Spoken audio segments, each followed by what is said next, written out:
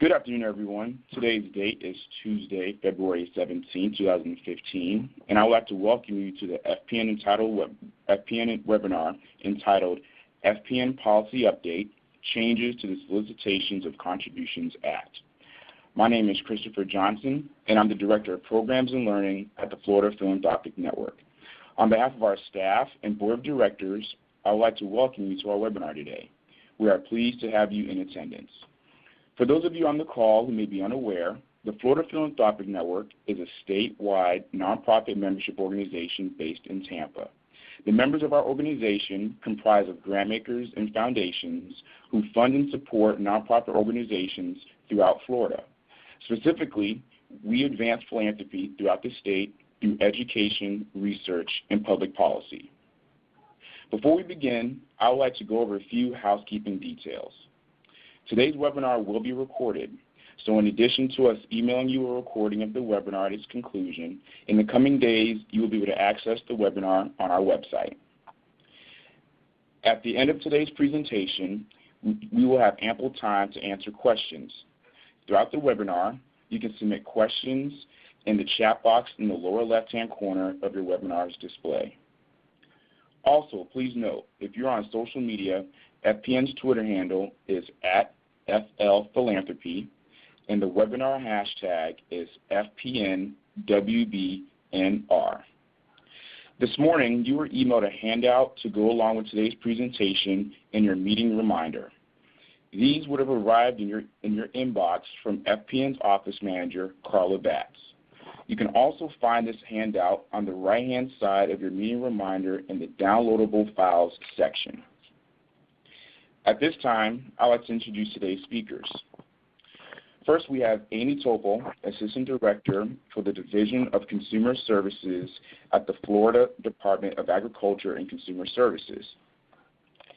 Amy will be joined by her colleague, Liz Compton, who is the Chief of the Bureau of Compliance for the Division of Consumer Services at the Florida Department of Agriculture and Consumer Services. Next, we have Brock Rosser, who's the Executive Director for the Florida Nonprofit Alliance. At this time, I'd like to introduce David Beansdorfer, who is the President and CEO here at the Florida Philanthropic Network. Thanks, Chris.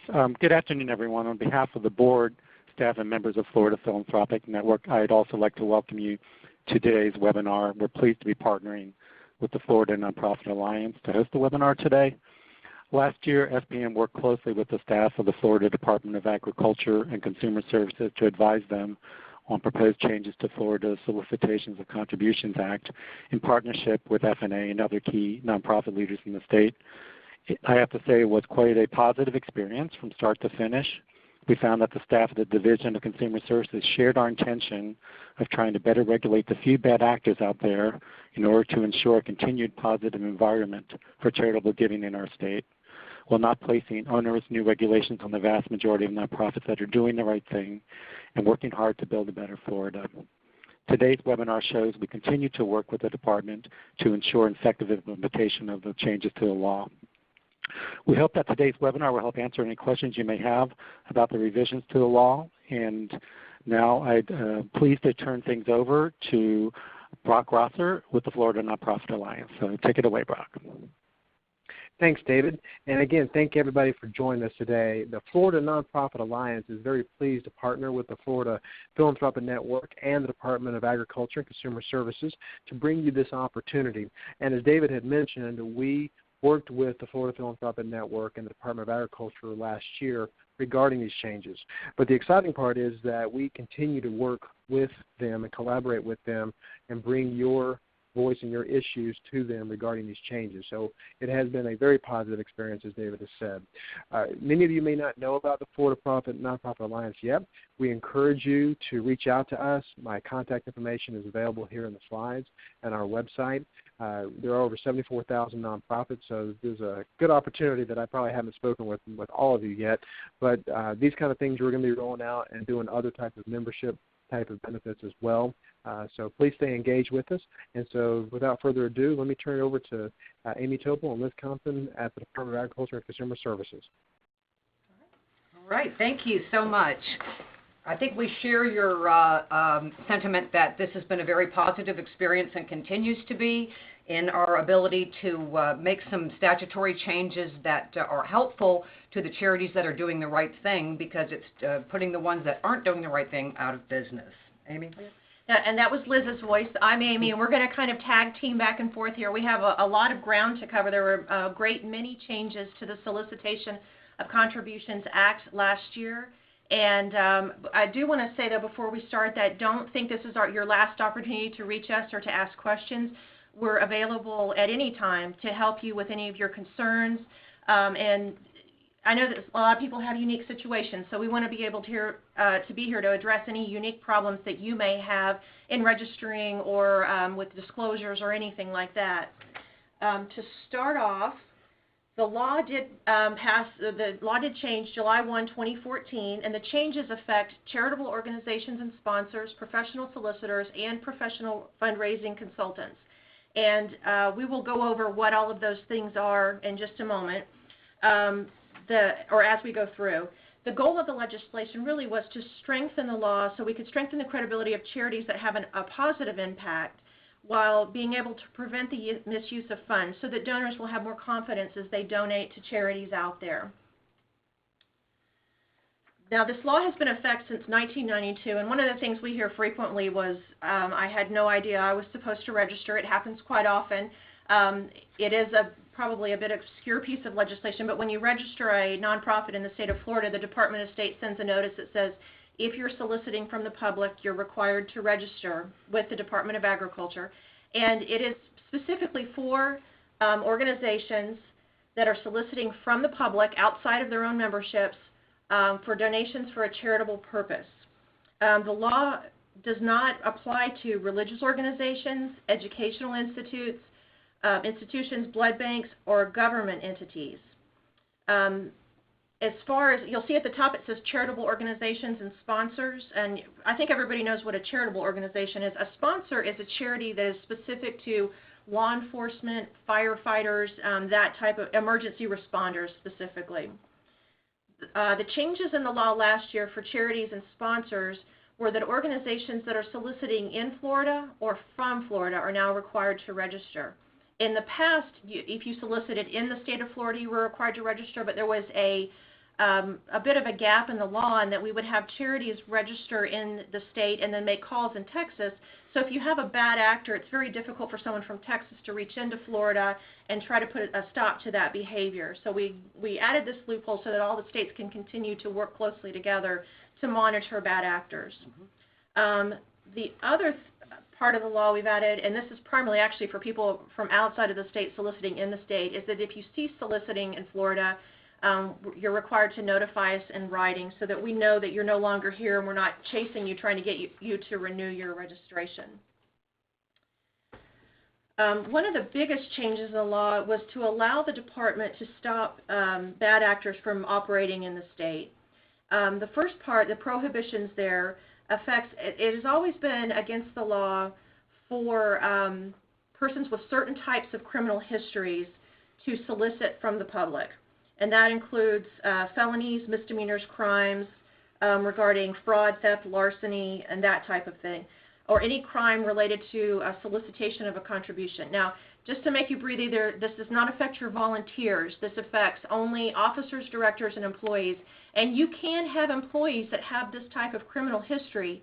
They just can't conduct solicitation activities on behalf of your charity. The second part that we added last year was giving us the ability to ban bad actors. And some of the criticisms that states have faced in the past were that a bad operator, say operating in Georgia, when they get caught there, they get shut down, they move to Florida. When we catch them, they shut down, they move to New York. So this will allow us to ban them from ever coming in the state. And I think we're the first state to have done something like that. So basically, if they've been in trouble in another state, they've had their registration revoked, or they've been ordered by a court or a government agency to cease soliciting in that state, then we can stop them before they even start here. They've already proven themselves to be a bad actor in another state. We don't want to wait for them to do something wrong here in Florida before we keep them out. The other change that has happened is that certain changes in your status have to be reported within 10 days.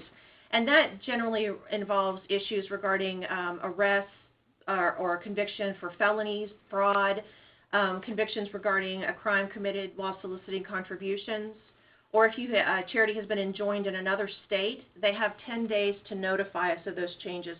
This is not common, but we want to make sure people are aware, because in the past you were only required to report changes at renewal time. So a whole year can go by, and we've got folks who have been convicted of a particular, fraud or theft or larceny, working for almost a year before we find out about it. So, but small changes, this does not impact non-criminal, related changes. They can be done at renewal time. Now, our staff that processes registrations did ask us to tell you that even though you're not required to let them know when you have a change of directors or addresses or email addresses or phone numbers, we do send out reminders reminding you to renew, and we occasionally, maybe more than a little occasionally, we find bad phone numbers and bad email addresses, so it's very hard to notify charity if we don't have their current contact information. So we would encourage you to get in touch with us and let us know when you have changes in contact information. And this happens a lot with charities because they often change their treasurers or secretary-type jobs. A lot more than in other areas such as motor vehicle repair. We see a lot of changes in charities because they change the officers annually. And if we don't get that information, we send out a renewal, no one gets it, and then they end up expiring, and that's not good for anybody. Now, this next section applies specifically to parent organizations, where you have basically we call them umbrella organizations. It's a parent and you have affiliates or branches throughout the state. And in the past, we had issues where a parent would file on behalf of all of their branches or affiliates, and we would not be able to tell about the financial activity that was happening within that organization. And at one place, it led actually to criminal activity that was taking place that we were not able to detect for several years because we didn't have those details. Now, parent organizations are required to notify us of the amount of contributions received by each of their chapters, branches, or affiliates, and any payments made from the parent back to the chapters, branches, or affiliates. In addition, any chapter, branch, or affiliate that files its own 990 must submit that to the department also. Now, in the new registration package, which is now online on our website, the 800helpfla.com that you see at the bottom of the screen, you'll see in the back of the registration packet for charities, there's a supplemental consolidated financial statement, and that's where we're asking for umbrella organizations to use. For nonprofit foundations, we've had to work out some kinks, and very, very thankful to the Nonprofit Alliance for working with us on this. We have kind of worked through the issues specific to those foundations and have come up with what we think is a good compromise on what would be reported and what does not need to be reported. So we're asking nonprofit foundations to report these kind of financial transactions with independent charities that are under their umbrella, but they do not need to do so for individual funds that are managed by the charity, or by the foundation, my apologies. We now have, we require a conflict of interest policy to be adopted, and it has to be provided to us annually. The policy itself does not, just the certification with the signatures of the people who are impacted by the policy. So it's defined as a transaction between an organization and another party in which a director, officer, or trustee of the organization has a direct or indirect financial interest. And basically, the signatures can appear on one statement or multiple statements. We just need to know that they have a policy and they've acknowledged that they have a policy. And a copy of the IRS sample conflict of interest policy can be accessed through the department's website. If you're not sure what it should look like, you can just go to our 800helpfla.com, and we do have a sample copy of the IRS's. We did this because we've seen with some bad actors, they're involved in some of the outside entities that are making money from the charity, and we wanted to ensure that the public is assured of who's on first and who's on second when they're hiring businesses or hiring vendors or things like that to conduct some of their activities that the charity is involved in. That way they know, if somebody's making money or they're on some of the vendors that they're hiring, that they're involved in it themselves. For financial statements, we've had some changes there, and it affects primarily large charities. So for a charity that receives at least $500,000 but less than $1 million in annual contributions, and that's specific to contributions, not revenue, you can submit an audit or reviewed financial statement. An audit is required if the organization receives over $1 million in annual contributions, and that audit has to be performed by an independent CPA. Now, don't panic, because I know a lot of people really prefer to submit the 990, and you can still do that. If you have, anyone can submit a 990, but if you have more than $500,000 in annual contributions, the 990 must be prepared by a CPA or a professional who prepares such forms or schedules in the ordinary course of his or her business. That professional does not have to be independent, and neither does the CPA. So if you have a large charity, you get more than $500,000 in contributions, and you have someone on staff that prepares your 990, and they have experience with that kind of document, you can continue to use that person to fill out your 990 and submit it to the department. The other thing at the bottom there, we have always done this as a policy, allowing you to redact the names of your donors. On the 990, this basically affects the Schedule B. You'll see that 26 U.S. Code 6104D3. Basically, that Schedule B is the list of people that have made donations, and you can redact that information. All this information is public record. So we wanted to make sure that we wouldn't chill anybody's willingness to donate, because it might suddenly show up in the Department of Ag's records and become public for anyone to see. So you can always cross that out, and we've now made that just official in the statute for you. Another change is requests for extensions. We used to receive, and still do, frankly, a lot of requests for what we used to have, a 60-day extension. That no longer applies. Applications must be filed prior to the expiration date. What they can do now is they can request, and we will grant up to a 180-day extension for the financial information. This sort of ties in with the IRS's time frame, and that was usually the reason that a charity needed an extension. It was because their financials weren't ready yet. So the application itself must be submitted prior to the expiration date, but we will grant a 180-day extension on the financial statements. Now, failure to file those financial documents prior to the end of that 180-day period will result in automatic suspension. The system will read it, and if we don't have it, and we are trying to let people know in advance, we're trying to continue with our good customer service, and that is to alert the charity, you're about to come due, so don't forget, because that's a long time, and they may drop the ball on that. So we are alerting them to that, but we must have that financial information prior to the expiration of the extension date. And I see some questions popping up. I'm going to take a second just to answer them, kind of interrupt us in the middle here just to make sure that we're staying on task for what we're looking at. The first question is, are in-kind gifts considered contributions? And yes, they can be. If you have something specific, I would recommend calling in to our Solicitation of Contributions staff. That is at 1-800-HELP-FLA, and you can ask for someone from the solicitation staff. At the end, though, we'll also give out Liz and my phone number and email address, and you can call or email us. The second question was, where are the forms and documents located? On 800helpfla.com. If you go to the website, look on the left-hand side, the navigation bar, and you'll see Business Services. I'm doing it right now just so I make sure I guide you correctly. Yeah, Business Services. And then you look down and you'll see Charitable Organizations. And that takes you, all the forms are linked on the right-hand side of the page. The next question, what do you mean by redact? But what I see is people take a black Sharpie and mark it out. So that's usually how we see documents redacted. The next one, to clarify, no audit is required for an organization if the 990 was prepared by a CPA or just under $1 million. If you submit a 990, an audit is not required. The audit is only required if you submit a financial statement. So 990s do not have to be audited, not required. The 990, if you're over $500,000, the 990 must be prepared by someone with experience filling out 990s. But audits and reviews only apply to the financial statement.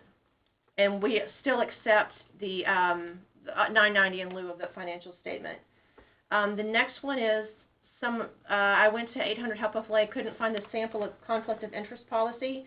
It is down at the very bottom of the page under additional information. It's the first link. And if you click on that, it'll take you right over to the IRS's website. So the navigation that I gave you before, you go to 800helpfla.com, click on Business Services, then click on Charitable Organizations, and scroll to the bottom of the page, and you'll see it right at the top under Additional Information. Your expiration date is the next section. That is 1 year after you register. And it'll we send renewal notices, so we'll let you know when you're getting ready to expire. Financials, how are financials to be submitted after you've requested the 180-day extension? You can email those in, you can mail them to us.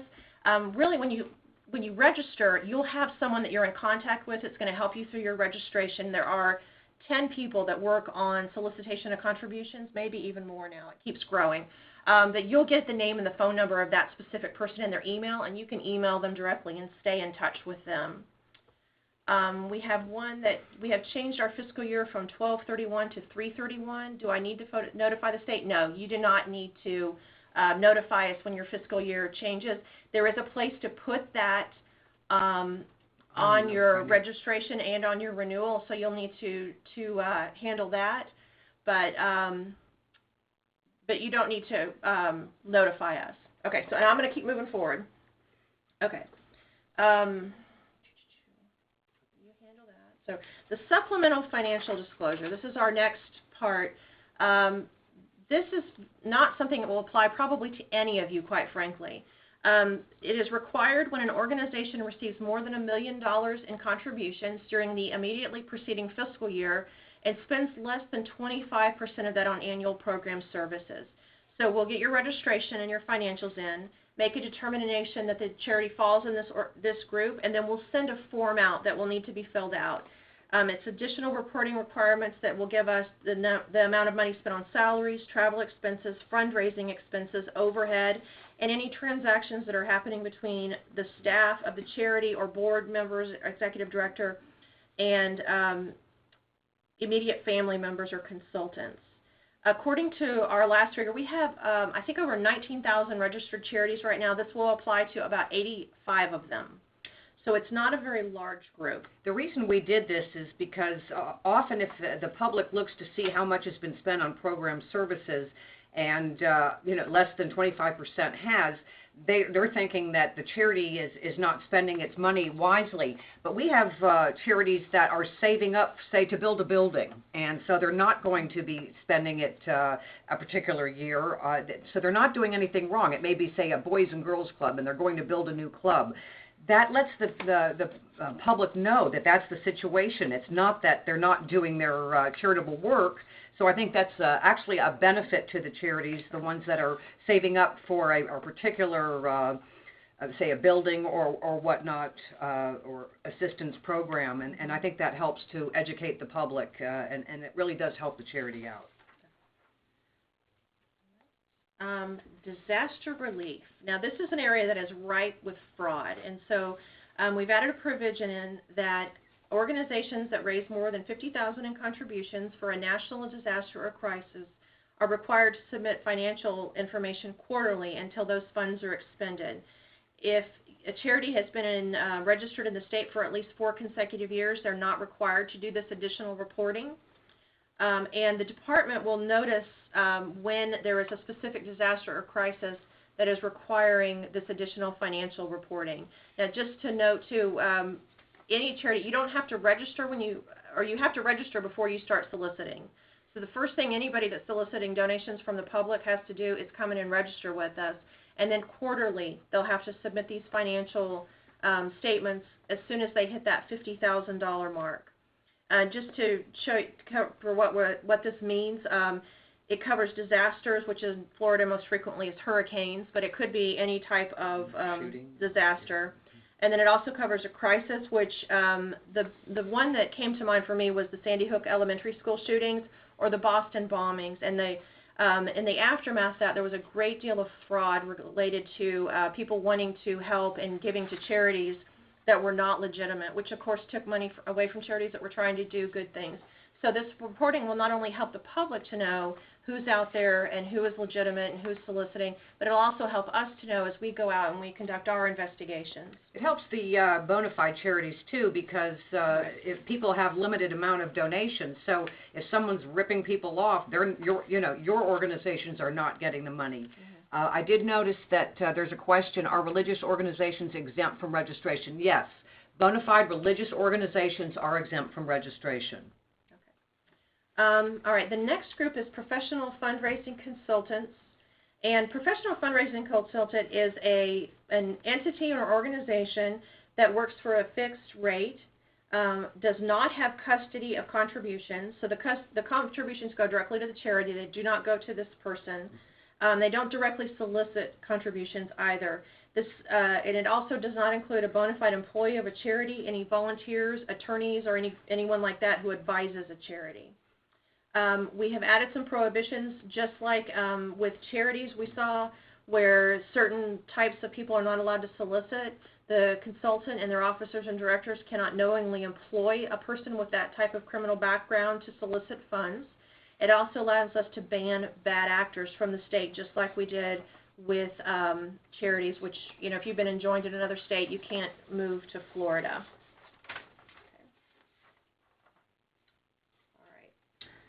Our next group is professional solicitors, and professional solicitors solicit on behalf of a charity. I think this is probably the group you're most familiar with. They actually do the solicitations. They have custody or control of the funds when they come in. Although, in the statute currently, any funds that are received by a professional solicitor must be deposited into the account in the name of the charity no more than 2 days from the day those funds are received. Professional solicitors does not include bona fide employees, volunteers, attorneys, investment counselors, or bankers by statute. We've made some changes to profession. In fact, probably the most substantial changes have come in this section of the law. They can only enter a contract with a charity that is in compliance with the statute. They have to register whether they're soliciting in Florida or from Florida. So if they're located here and soliciting in Indiana, they have to register. And as part of the registration, many of this group do telephone solicitations. And so we're requiring them to submit outlines, presentation scripts, any phone numbers that they're using, as well as the name, dates of birth, and government-issued ID of any employees engaging in solicitation activities.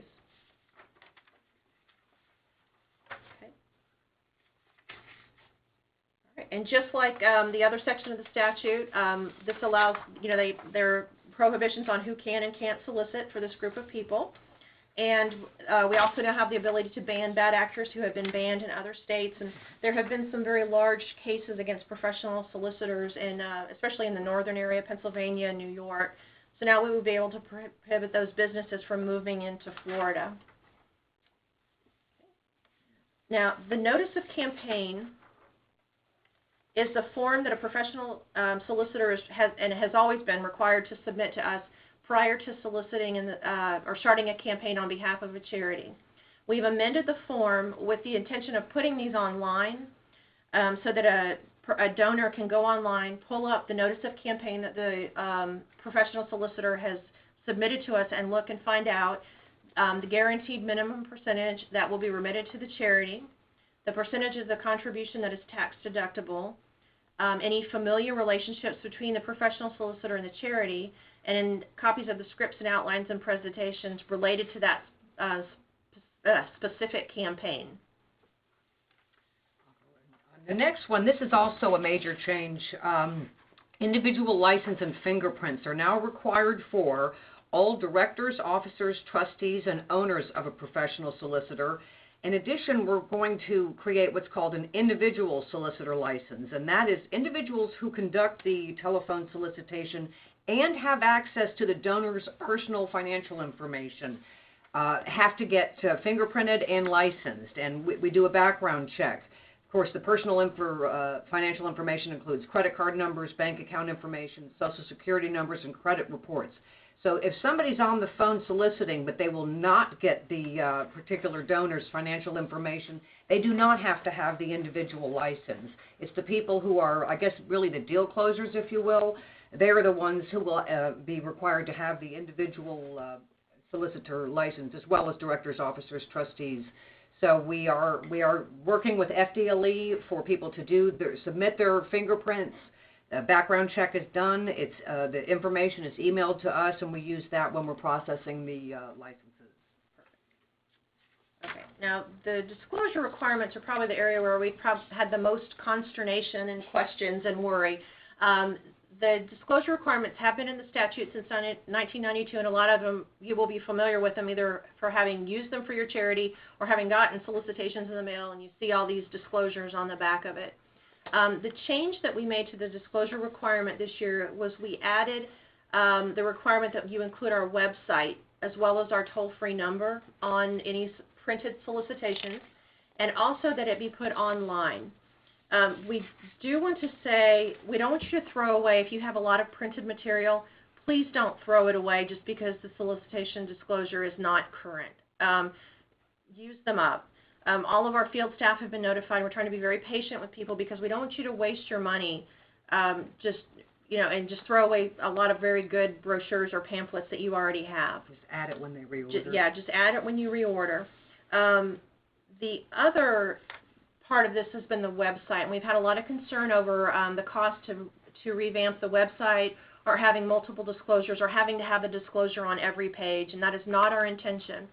If you have a specific page that asks for donations, or if you have a PayPal page on your website, that would be the place where the disclosure should go.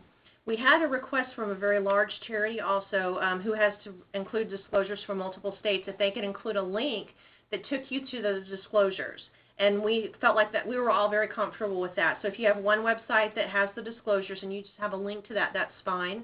If you want to put that in an email, that's also fine. If you have any unusual situations with regards to disclosures, please give us a call, and we can certainly talk through with you and help you find the best solution to that. All right, collection bins. This was a super fun one. Collection bins have, in the past it used to always be Goodwill and Salvation Army. Well, now they have popped up, and a lot of for-profit businesses are throwing collection bins out there with virtually no information.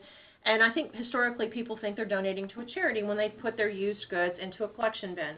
So we've made some changes to that law. The other problem that we have is for some reason these people will put our 800 number on the side, and then we'll get calls from a landowner saying, hey, get your bin off of our parking lot.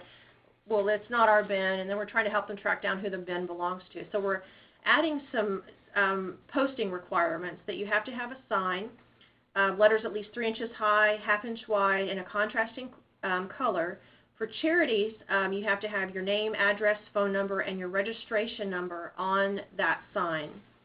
For for-profit entities, which we hit on the next page, it's all the same information, but in addition, we're requiring a statement that says, this is not a charity. Donations made here support a for-profit business and are not tax deductible. That way, if someone wants to donate to a charity, they understand that this is not the place to donate their goods. All right, immediate suspension. This is another thing that we added to the law this year. It requires the department to immediately suspend registration upon written verification from law enforcement, a court, a state attorney, or from FDLE if an organization or if an officer or director is formally charged with a crime specifically involving fraud, theft, larceny, embezzlement, fraudulent conversion, misappropriation of property, or anything arising from the conduct of a solicitation. And the suspension remains in effect until final disposition of the case or removal or resignation of that officer or director. We have already used this twice this year. We've had situations in the past where someone has been arrested specific to their solicitation activities and has continued to solicit to fund their legal defense, which is not, certainly in the intent and wasn't the intent of the donors when they donated their money to the charity. So this will suspend a charity until the case is disposed. For those of you with boards of directors who have concerns We've added the provision if you remove that board of director or officer from your board until the case is disposed of, we would not suspend your registration at that point. We need to be alerted to it. We need to be alerted, but we wouldn't suspend you. We also have enhanced penalties in other areas. The department now has the authority to remove an organization's sales tax exemption as a penalty for violations of the Solicitation of Contributions Act. So this would be something we would use probably very rarely and only in extreme cases, but the ability is there. Our administrative penalties have increased to up to $5,000. Penalties for fraud or deceptive acts have increased to up to $10,000. However, if you're a 501c3 and have failed to register, expired, and we find you out soliciting, that fine will remain at a maximum of $500. Part of the legislation allows us, or has given us the funds to create an interactive database. And so our goal is to add a lot of the documents that we receive online, including the 990s, the financial information, the notice of campaign we talked about earlier, financial reports of campaign, which are follow-ups to the notice of campaign every year that tells us how funds are being solicited and how they're being spent and things like that. This will allow donors to go online and get additional data so that they can make educated decisions when they're making donations. We have worked closely with the Nonprofit Alliance so that we can come up with the best database that we can. And we're really trying to come up with something that will be very useful for donors, very interactive.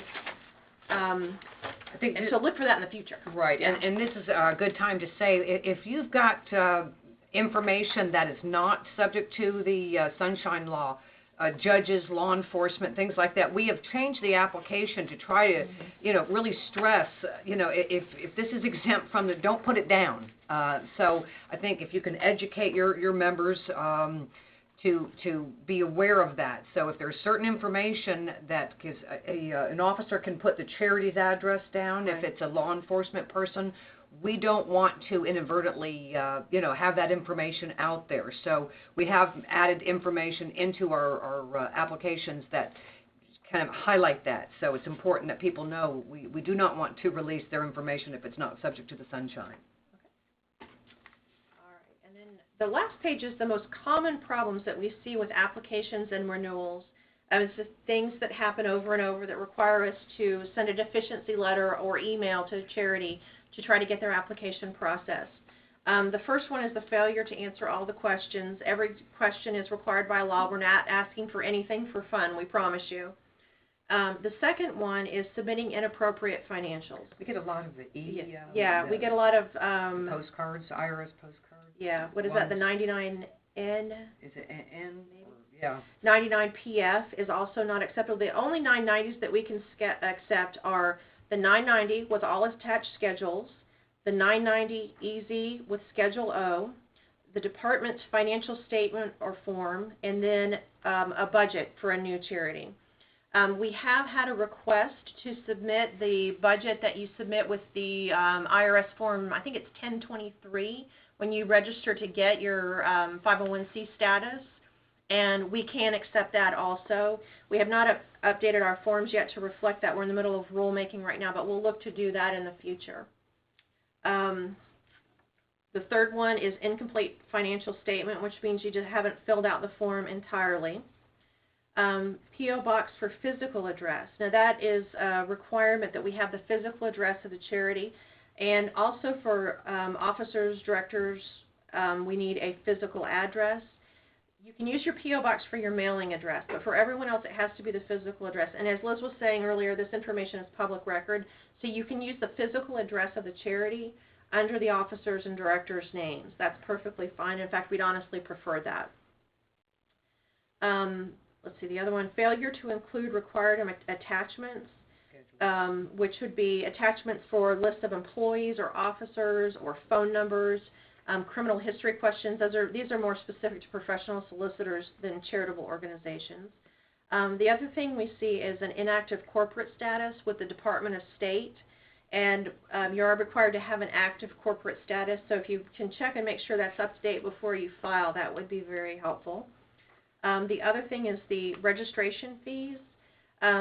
we have issues with our registration fees in that they're very tied to contributions, and sometimes can be difficult to calculate. If you ever have any questions about what you should pay, give us a call, and we will help you work that out so you make sure you're paying the right amount. The fees are anywhere from free to $350, $400 is the highest. Yeah. Another big problem with incorrect registration fees that, and I'm getting carpal tunnel syndrome signing refunds. The exempt charities, that was a statute that was done a couple years ago. By exempt, they still need to register. We like to call them the small charity rule here. If they have under $25,000 in total revenue, not just contributions, but total revenue, no paid officers, employees, etc., and they do not use a professional solicitor, if they meet those requirements, they use the shorter form. It's called an exempt charity. That's a little misleading, but there's a shorter form, and there is no fee. And so we are issuing a lot of $10 refunds to charities because they fall into that exempt category, and they're still sending us a check. And it's a lot of work to do a refund. You know, it's just $10, but we still do it. We had hoped that after a while people would realize, after this, a couple of years went by from that statutory change, people would realize they didn't have to pay. But we're still seeing a lot of the $10 fees coming in on charities that meet the requirements for being the small charity, the shorter form and no fee. All right, and I think that is all that we have to cover. Chris, did you want to go more into the questions now? Yes, we sure can. We have a lot of them, actually, so we'll get started. The first one is there a place where all the changes can be found in one document that we ultimately can pass out to everyone on the webinar today?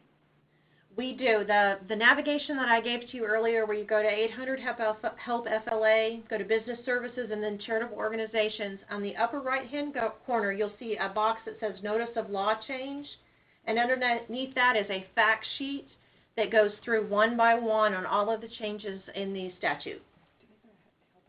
All right, here's another one. We have more than 1,000 employees, most of whom are not involved in solicitation. Am I required to report any change in status on any employee?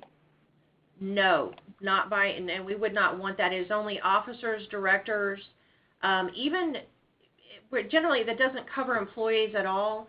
You would want to be careful to make sure that any employees that are soliciting contributions don't have that, felony, fraud, or theft background within the last, I think the statute says 10 years, but for changes for employees, we would not need that. All right. The next one is to clarify, no audit is required for an organization if the 990 was prepared by a CPA or just under $1 million. The audit is specific to the financial statement. No audit is required for a 990.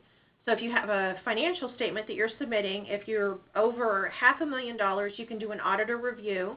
Over $1 million in contributions needs to be an audit. Or in lieu of that, you can submit your 990. If you have more than $500,000 in contributions with the 990, that the 990 must be prepared by someone who has some familiarity with filling them out, either a CPA or someone that you have on staff that normally works with that type of document. All right, one person would like to know the specific location of the conflict of interest policy on the website. They were unable to find it.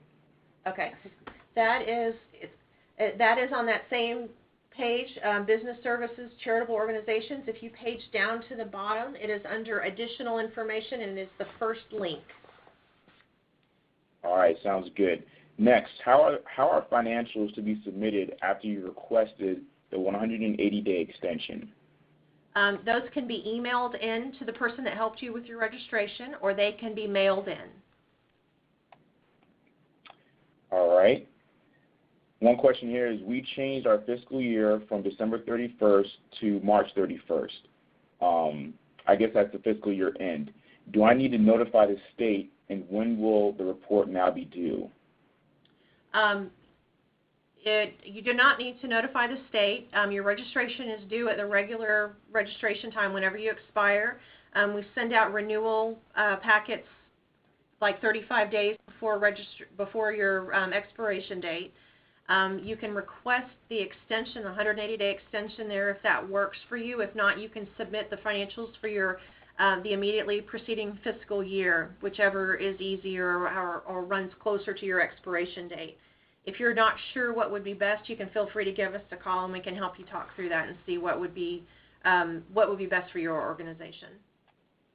Next question, is a nonprofit that offers early childhood education considered an educational institute? And I'm going to give a good lawyerly answer to that. Maybe. It could be. Some of the early childhood education centers are. We probably would need to talk to you in person and ask some more questions to find out for sure if you would need to register or if you would have the exemption. And they can call. And you can call us. We'll give all the contact information so you can get in touch with us.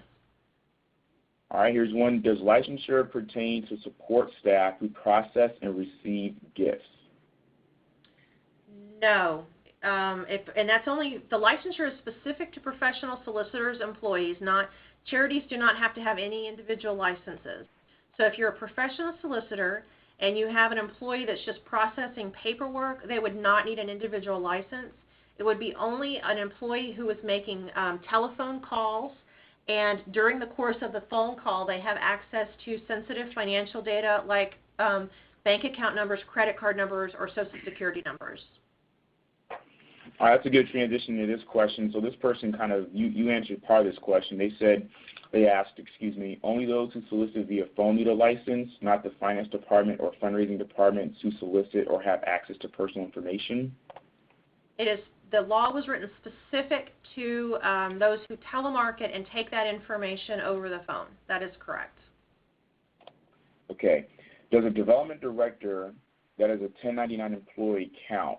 Does a development director that's okay, so here's the question. I'm sorry. I had to reword it based on how they asked it. Does a development director that is a 1099 employee count as a professional solicitor? We would probably need to talk in more detail on that question. It would depend on what the development director is doing. It's possible they're a professional solicitor. It's possible that they may be actually a professional fundraising consultant, or it's possible that they're neither and they have some other category. That one we probably need to talk more about and get more detail. Okay. We use Network for Good to handle online donations. Does the statement need to be on their link? Network for Good,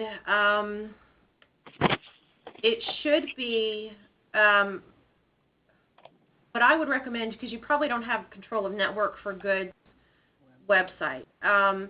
So what you could do is on the page where you're sending people to Network for Good to make the payment, you could put the disclosure statement there. I think that's one where we'd have to come up with a compromise, because I don't know that, though it's entirely possible that if we contact Network for Good, they may be willing to work with us and put the solicitation disclosure, on their donation page. But as far as your requirement, we wouldn't require you to change something you don't have control over. Okay, we had a question from Twitter. It said board officers, trustees, directors, etc., regarding criminal history. If some of those roles are volunteers, what then? If they're a trustee, board officer, or director, they cannot have the criminal history. That specific statute, even if they're not being paid for that service and they are volunteering their time to be an officer or director, they still cannot have that criminal history if they're soliciting from the public on behalf of your organization. And that criminal history ban is specific to solicitation. So they could still serve as a board member, but they can't ask for donations on behalf of your organization. Okay, should the disclosure go on any blast emails that have a quote-unquote donate here button? Many newsletters have these, and the donate here button takes folks to the website. The website would have the disclosure. And in this case, we have allowed for both. We've had this question before, and what we have said is, if the link in your solicitation, your email that goes out blast, takes you to a donate page that has the disclosure, that works for us. All right, sounds good. Here's another one. I am from Goodwill. We do not use any collection bins. We do use freestanding buildings with staff to collect goods. Do we have any requirements for disclosure on those buildings? And no, you would not. The disclosure requirements or the stickers are specific to the bins, because generally the bins are out freestanding and don't have any staff or anyone to answer questions. If someone comes to Goodwill, they know who they're donating to. But a lot of these bins that we've seen out there are for-profit businesses, and people have no idea who they're giving to. So no, you don't need to put any stickers on Goodwill. You're good to go. All right, for collection bins, is this a requirement even for a small local business or school collecting clothing or household items for a small nonprofit? No, that would not include that. We wrote the statute to exclude the, and we thought of that, when you have like a cardboard box or a big box out front and you're trying to collect, used clothing or donations or that type of thing. So the way the statute is worded, it does not apply to those. It specifically applies to those big metal bins that you see in parking lots. Okay, if you are a consultant for a nonprofit, at some point you will advise on fundraising as it is integral to all aspects of nonprofit management. At the same time, the law appears to cover anyone who gives any advice on fundraising. Can you please clarify when someone is required to register as a fundraising consultant? Yeah, and there is a lot of nuances here. Really, if you're just giving general advice, if it's not your full-time job to set up solicitation campaigns, we would not require you to register. So just as, whatever duties you're performing, if you're providing some assistance with a fundraising campaign peripheral to what you're doing, we would not require that. If you wanted to call and ask more specific questions, we can certainly talk through and help you decide if you needed to register or not. But based on the way the question is worded, I don't think you would need to. Okay. Do you know if a 501c6 organization can apply for a concurrent 501c3 organizational status for educational program fundraising for members? That I have no idea. That would be an IRS question. IRS is the one that gives the 501c designations, and they would have to help you with that. I apologize. Okay, the form says in lieu of completing the following financial statement, you may send a 990, but yet you still want the expenses still shown. Why is that? Well, the financial statement that you fill out on the form would be 990 is in lieu of that statement. So you shouldn't have to fill out additional information. If you're sending in the 990 breaks out the expenses for you. So that may just be something that we need to look at the wording on our form.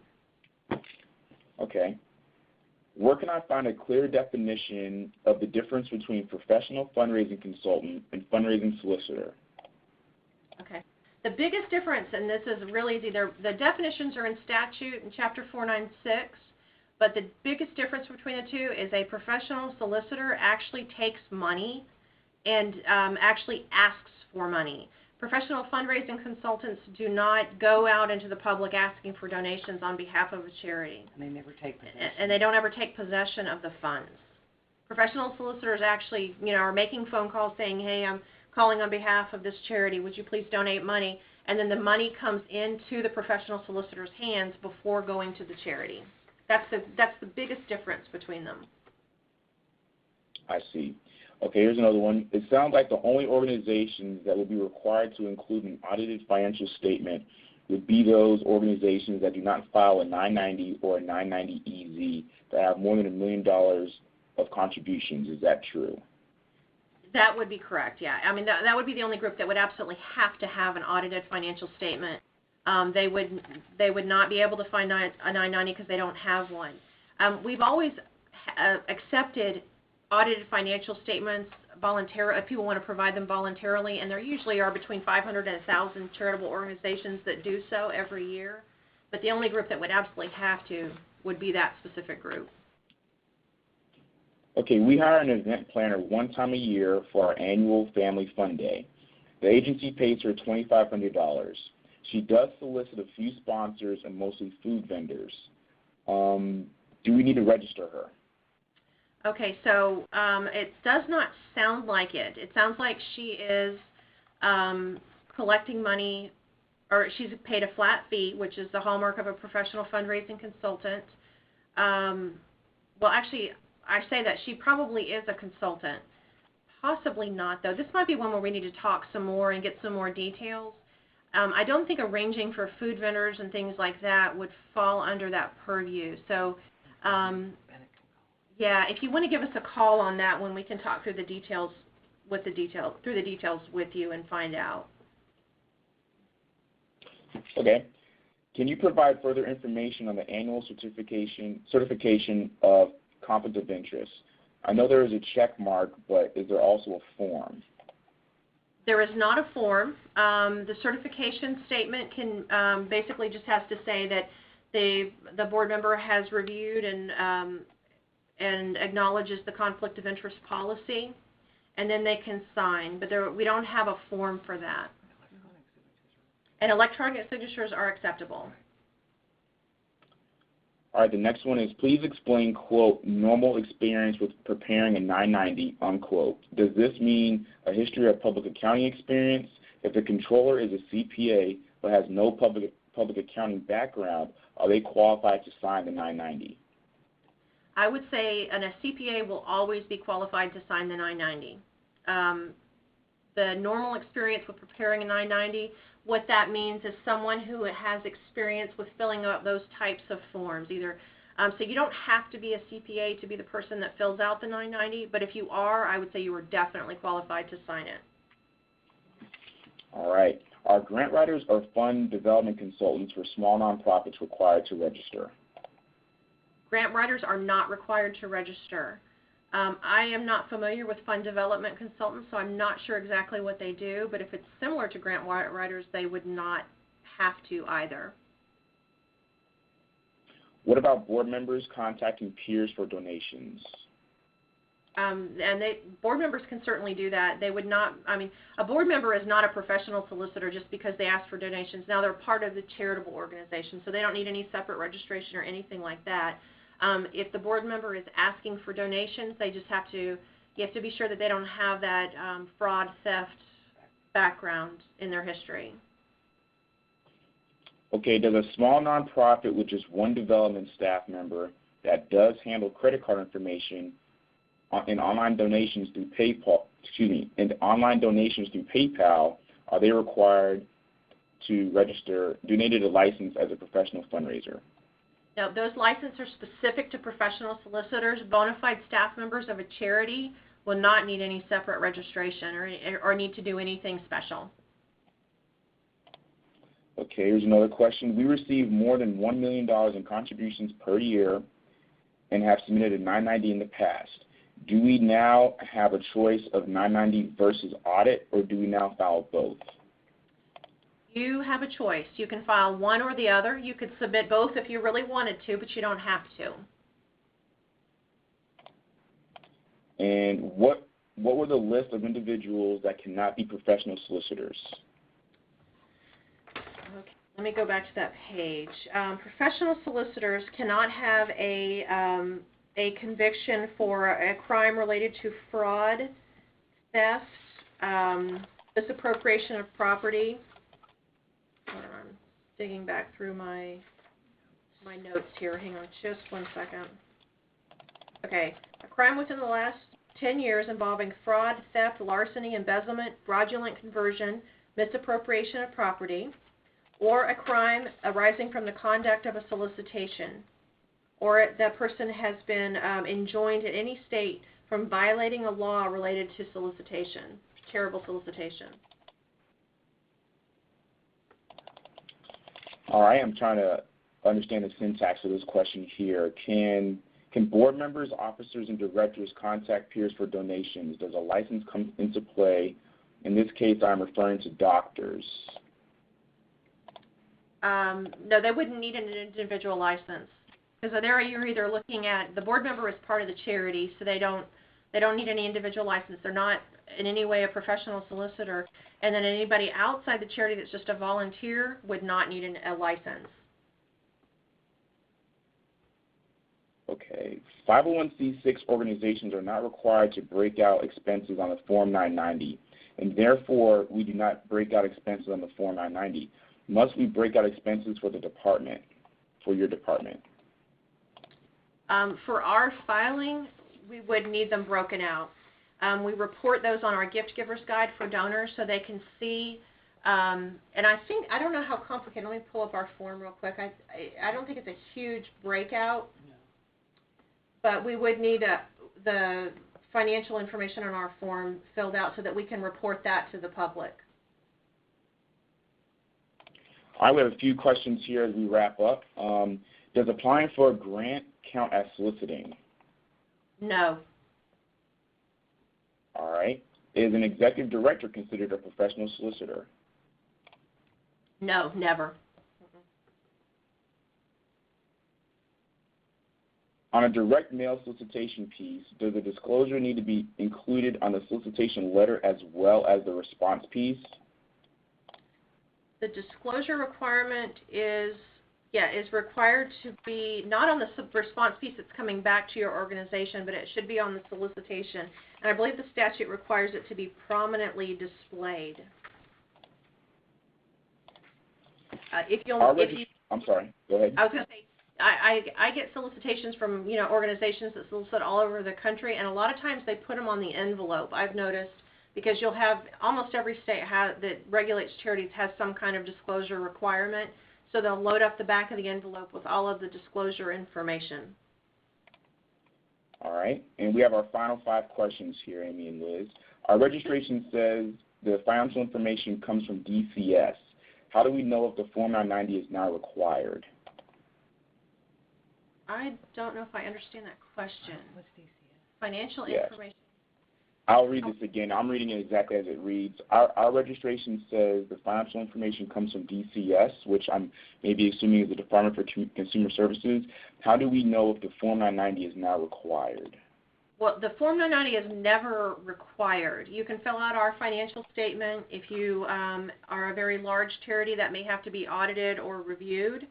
If you're a smaller charity, you can just fill it out. So the 990 is something you can do in lieu of that financial statement. Okay, I've had the form sent back because the expenses section of your form wasn't completed. May want to check with staff to be sure that they know the 990 is sufficient. And we'll have to look at we'll have to look at the specific situation on that. The biggest problem that we have is, like someone mentioned earlier, the parts of the 990 are not required for their organization. And in that case, if we don't have that information, we can't report it to the public, and one of the biggest reasons we get this information is so we can report it to the public. If you look at our gift giver's guide, you'll see that percentage information out there that has program service expenses, functional expenses, fundraising expenses and things like that. So we need the information provided to us so that we can populate that data on the website so that donors can go and find it also. Okay, we are a new 501c3 that filed a 990N previously. We have received a small amount of donations last year, less than $4,000. What would we need to file for this upcoming year, for this last year, excuse me? Okay, so if you are that small, you're going to be part of the small charity group that will not have to pay anything. If they don't have paid. If you don't have any paid staff or any professional solicitors, you may want to go online and look at the exempt charitable organization sponsor application and see if that applies to your group. If you do have to fill out the full form, if you have any paid staff or anything like that, you'll want to fill out the financial statement that comes with the application, and I think that's what you're going to have to fill out if you're a small one, because the 990N is not one of the 990s that we can accept. All right, final 2 questions. If an organization offers an educational program to non-members, are funds collected considered solicitation of contributions? Yeah, that could be a little tricky. It depends on if people think by the trick here is really that solicitation has to be for a charitable purpose. So if you are advertising an educational program with the bent that everybody that participates is making a donation to help this cause, then it probably is a solicitation. If you're charging them for the service, yeah. it's a service. It's not Well, it could be the difference between what it costs and what Gotcha. there are some nuances there too, and that may be something you want to call us and we can talk more about in more detail. All right, Amy Liz, and here's our final question. To reconfirm, members of the Nonprofits Development Department do not need to register as professional solicitors. Well, if they're bona fide employees of the nonprofit. Okay. All right. Well, I do not see any other questions at this time, so I will move forward with wrapping up our webinar this afternoon. Thank you, everyone, for joining us again today for our webinar. Please note FPN's contact information is on the slide in front of you here, specifically our phone number, email address, website, and blog. And be sure to connect with us on social media. We'll be sending you an evaluation of today's webinar, as well as all our webinar materials, including the PowerPoint presentation and the recording in the coming week. We have several upcoming programs and webinars coming up, so please be sure to stop by our website. I'd like to thank Amy Topol and Liz Compton again for your time today and a very robust question and answer portion of our webinar. We're greatly appreciative of your time. We're also very proud to partner with Brock Rosser and the Florida Nonprofit Alliance as well. So thank you, everyone, for joining us today, and we hope you have a great afternoon.